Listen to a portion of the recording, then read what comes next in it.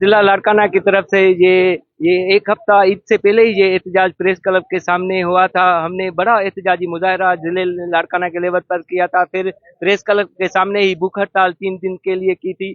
ईद के लिए ये मौखर की थी कि ये मसला हल हो जाएगा, लेकिन फिर भी ये मसला तनख्वाहों का हल नहीं हुआ। ईद के बाद अब हम इस शदीद धूप में असातिज़ा आज भी भूख हड़ताल की ये मुजाहरा किया है कि ये तनख्वाह दी जाए। IBATS जो असातिज़ा हैं 15 माह 16 माह से ये ड्यूटी कर रहे हैं, लेकिन उनको तनख्वाह नहीं दी जा रही है। वजीर तालीम भी नहीं नोटिस ले रहा, सेक्रेटरी तालीम भी ये नोटिस नहीं ले रहा। और यहाँ के जो नुमाइंदे हैं, ये बिलावल भुट्टो का शहर है लाड़काना, जहाँ का ये MNA है, और जमीला मंसूरो है जो MP है, वो भी ये नोटिस नहीं ले रहे हैं। हम किसके पास जाएं?